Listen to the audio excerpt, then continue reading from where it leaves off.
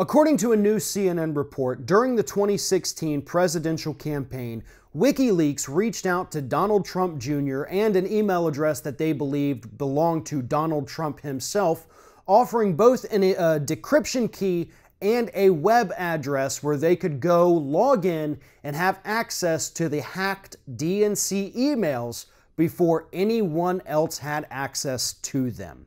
Now, a lot of people are trying to come out and say that this kind of shows the Russian collusion.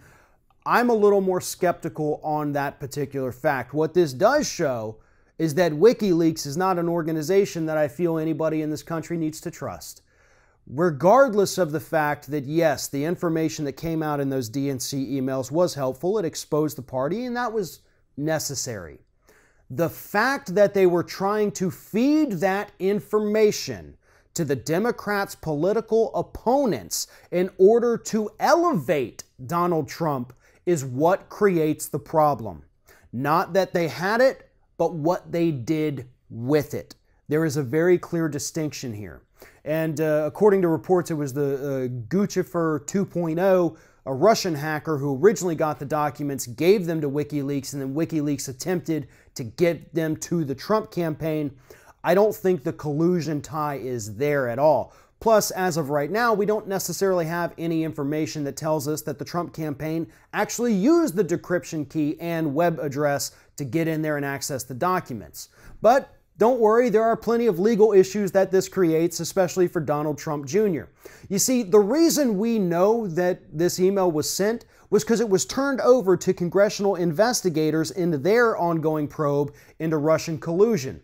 Donald Trump Jr. failed to disclose this email previously to investigators, and when it came to light, he said, "Oh, I don't remember that happening. I don't remember logging into the website, so I can't say whether or not I did or I didn't." Trump Jr.'s lawyer later had to come out and say, no, I'm pretty sure he didn't use that information. But again, this really has less to do with Russia at this point, this particular story, than it does with WikiLeaks. WikiLeaks actively attempted to sway the United States election by spreading damning information about the Democratic Party.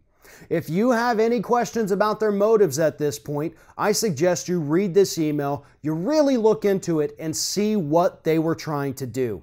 They were trying, and this is an organization that is being run from another country, trying to influence and interfere with the American democratic system.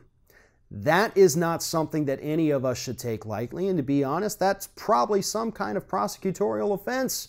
If Julian Assange wasn't hanging out there in an embassy far from the reach of police officers, I can guarantee you the man would probably be on his way to prison for more than just this particular story.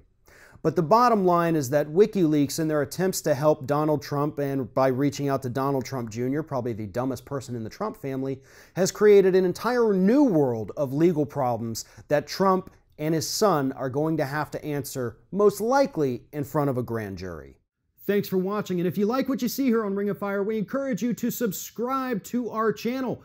You can see the little subscribe button down there, but if you're watching it on another device where you can't see it, go to youtube.com/TheRingOfFire, hit subscribe, be notified every time we get a new video.